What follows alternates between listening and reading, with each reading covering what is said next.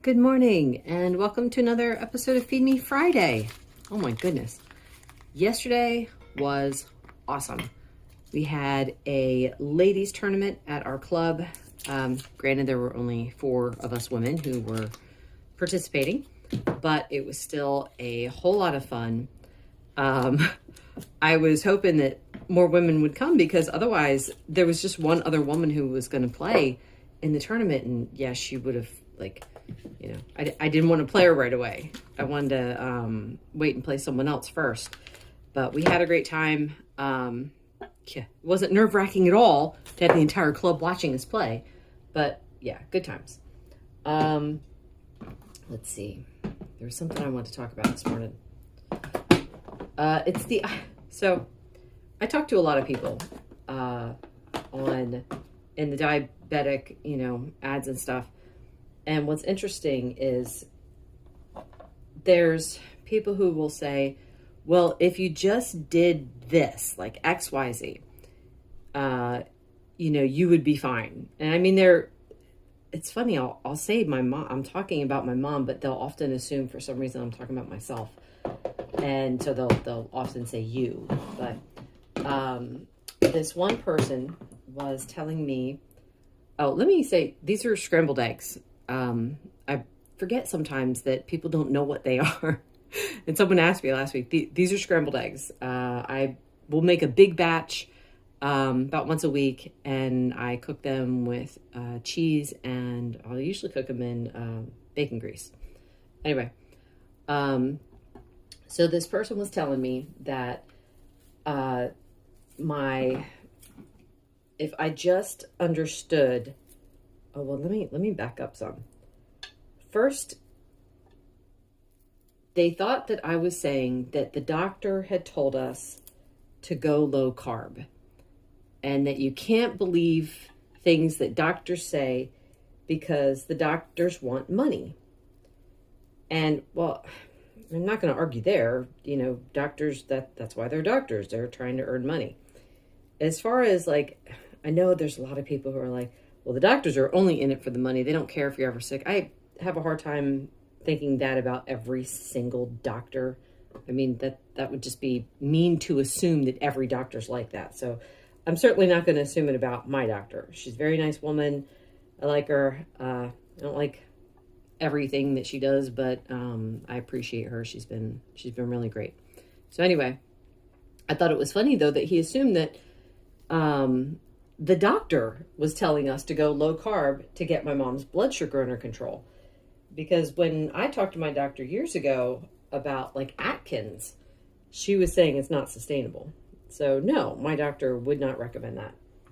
And I was trying to explain to this person that we went by the blood sugar numbers to get my mom's blood sugar under control. I said, we tested, we retested, because what he was recommending was a whole foods, plant-based diet, but the raw version. And I'm like, my mom can't have fruit. It would shoot her sugar sky high.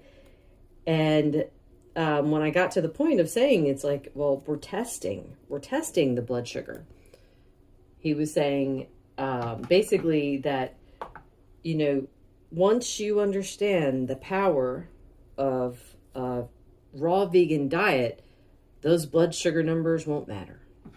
And I thought that was kind of funny because I'm like, well, I think they will matter. Because if I start having my mom eat fruit, that's going to shoot her sugar up. She's going to be sick and damaged again. Now, granted, they say, if you remove fat from the diet, because it's fat causing the diabetes, which I think is so strange that they think that, because if you just eat fat, you won't see any spike in your blood sugar and you will not see an insulin dump. So I don't know why they think that. I gotta wash my hands. I'll be right back. Got my coffee too. This is Harry and David coffee, but I can't remember what kind. I don't know. It's like nuts and caramel or something. I can't remember. Anyway, tablespoon of butter, scoop of collagen, 1 tablespoon of cream, and a few dashes of salt.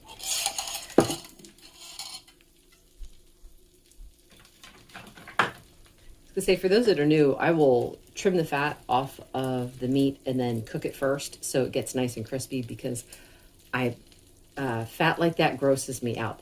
It's funny because I could eat it cold. Cold, I don't have a problem with it, because I do that when I eat chuck.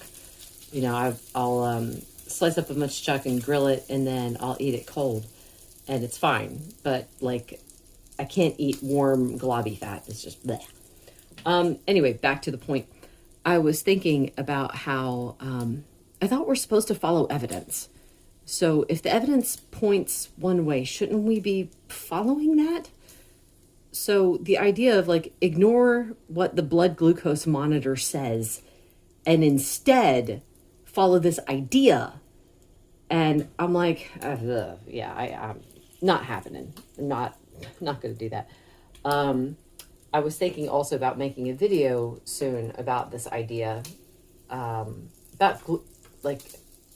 fructose. So a friend of mine was telling me that they have a friend who is type 2 diabetic, and she's eating a bunch of fruit. Like, she decided to go the vegan route, and so she's eating all this fruit and these vegetables, and her blood sugar actually came down. And she's like, I don't understand though. Like, I thought fruit would raise your blood sugar. And I had to think about that for a minute, and I thought, it's possible that it won't raise your blood sugar if you have a healthy liver. So your liver is what processes fructose. My mom's liver is shot, so it's not processing anything. So yeah, the fructose is staying in her system, which is why she gets rise. And I'm not sure if that's true for everybody, but I know it's just true for my mom for sure. So again, there's the evidence. The evidence is fruit raises her blood sugar. So why would we bring that back in and have her eat it and cause all kinds of damage? My friend Wendy posted a meme in our group that was saying, it's like, if all diabetic patients were a CGM and the doctors looked at what happens when they eat whole grains and fruits and stuff, no doctor would ever recommend that ever again. They would be confronted by the evidence. And you know what, though? Here's the thing. There's that idea of cognitive dissonance, right? So I feel like there are some people, even when confronted with the evidence, they would still say, that's not right. You must be doing something wrong because this is the way it works. So yeah, I think for some people it might work. For people who are searching for truth and they want truth. And then there's the people who are like, no, I already have the truth. If you have that mentality of, I already have the truth, you're not going to be open to evidence. It doesn't matter how strong the evidence is. So, anyway, that's it. One other thing. I'm going out to lunch with my friend today, so I won't be filming my lunch, but I will take a picture of it. Hopefully we'll go out. If we do go out, I can tell you already what I plan on having. And that's going to be seafood Alfredo. I like to get it without the noodles. It's funny because it depends on the waiter or the waitress. If I've been there before, or if they've seen me before, it's like they have no problems. Some people, though, it's like if they're brand new, they'll do like a double take, like without noodles. Well, how about rice? No rice. How about cauliflower rice? No cauliflower rice either. It's like, stop trying to give me things that I'm not going to eat. I'm not going to eat those things. Like, well, we could put it on the side. It's like, it's going to go on the side and then it's going to go in the trash when I bring it home, because no one in my house wants cauliflower rice.